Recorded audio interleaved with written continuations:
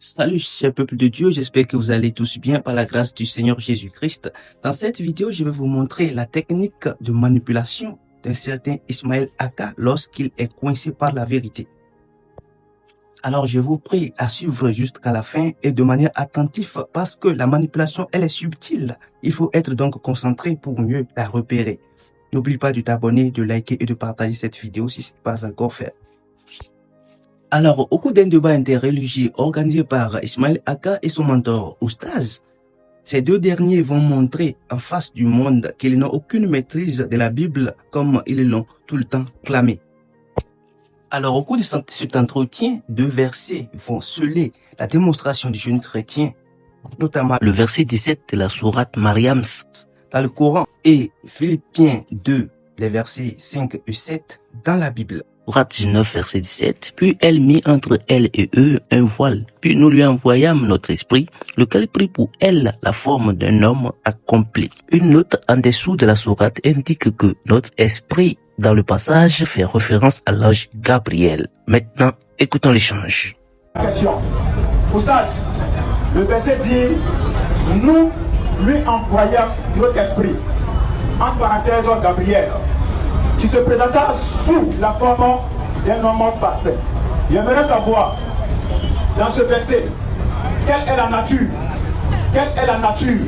de Gabriel?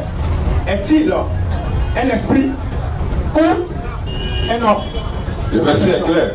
Alhamdulillah, Gabriel est un esprit qui s'est présenté sous la forme humaine. Sa nature, J'ai dit c'est un esprit. Là, Ismaël Aka reconnaît que Gabriel est un esprit qui s'est présenté à Marie sous la forme humaine. Alors, pour revenir à la charge, le jeune chrétien met en miroir le texte de Philippiens 2, les versets 5 et 7, qui stipule Philippiens 2, 5.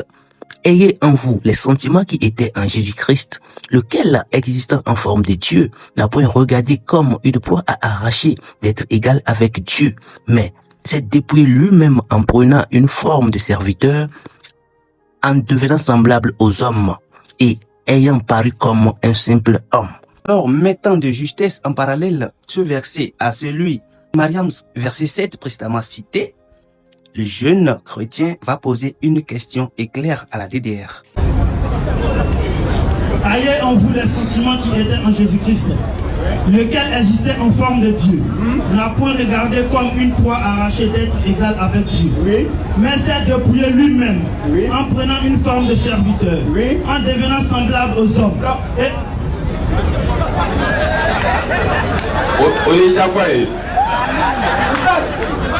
Je pose encore ma question. Je pose ma question. Là, quelle est la nature de Jésus-Christ? Est-il de la nature divine ou la nature humaine? C'est ma question. C'est un homme. C'est un homme. Voilà, c'est à ce niveau-là que se trouve la manipulation. Alors, écoutez très bien, c'est très subtil. Je vais commencer le verset encore. Je vais la faire la part bien entendu le verset. Ayez en vous les sentiments qui étaient en Jésus-Christ. Donc, on dit, ayez en vous les sentiments qui étaient en Jésus-Christ. Vas-y mon frère, descends un peu. Lequel existant en forme de Dieu. Bloc précisé. On dit lequel existant en forme de Dieu. Le verbe exister est conjugué au participe présent. Or, nous savons que le participe présent est invariable. Ça ne change pas. Le verset dit clairement que Jésus-Christ est Dieu. Jésus-Christ est Dieu. Mais il s'est dépouillé en prenant la forme d'un serviteur, devenu semblable aux hommes. Je repose ma question de savoir. Ismaël Aka, dans ce verset, Jésus-Christ a quelle nature? Alors, on a vu dans cet extrait que le jeune soutient que le verbe exister dans ce texte de Philippiens est conjugué au participe présent. Suivez bien la subtilité, s'il vous plaît. Ce verset, Jésus-Christ a quelle nature? Merci. D'abord, pour te corriger, le verbe a été employé au subjonctif présent. Doucement. Ça nous élève.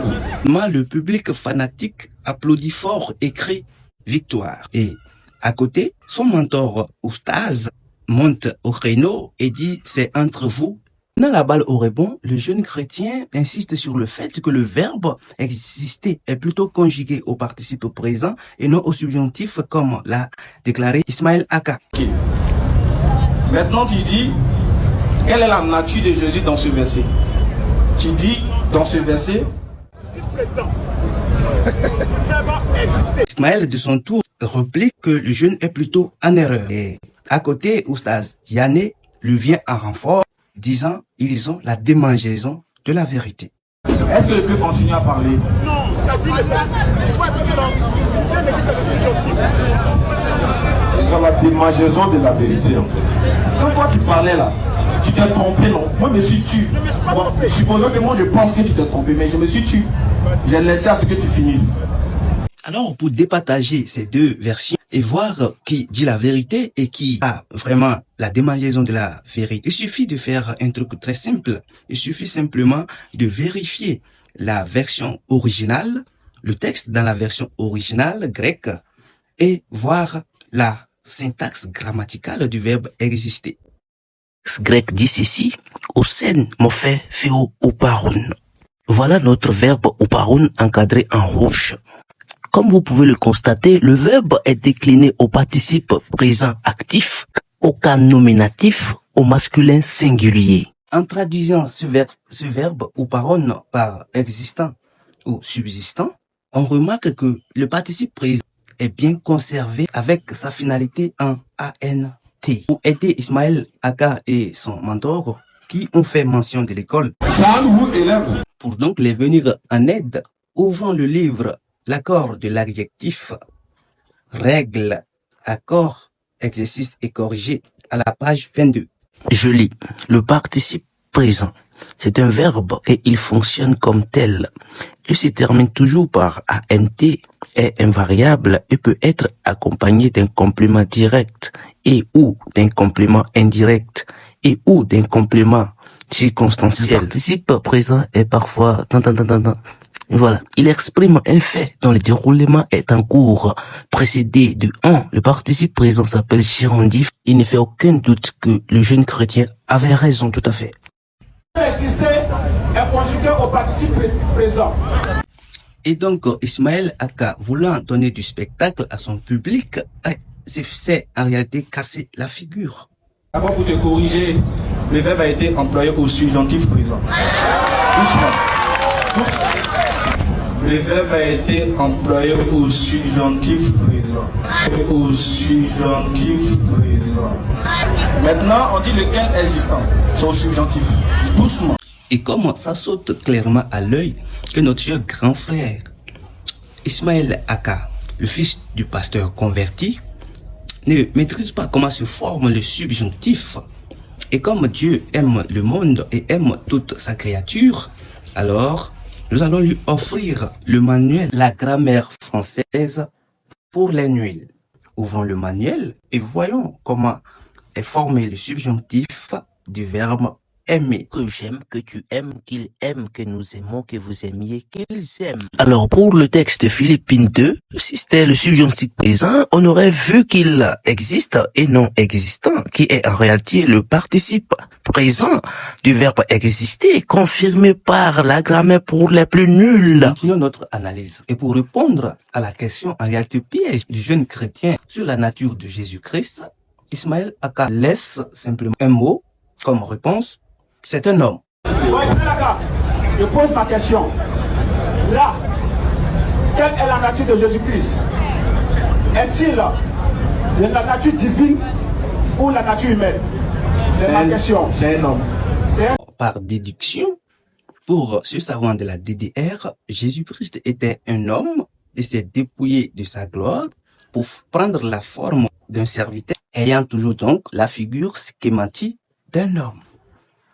Non seulement cet argument est simplement tiré par les cheveux, mais il démontre également comment le texte est embarrassant pour nos amis Ismaël Aka et son mentor Oustaz Diané. Sinon, comment un homme qui est déjà un homme peut-il se rendre semblable à un homme et prendre la figure d'un homme? Et on constate dès le départ que Ismaël Aka et Oustaz Diané avaient reconnu le verset de la sourate précédemment cité qui stipulait que Gabriel était un ange qui a pris la forme d'un humain pour se présenter à Marie.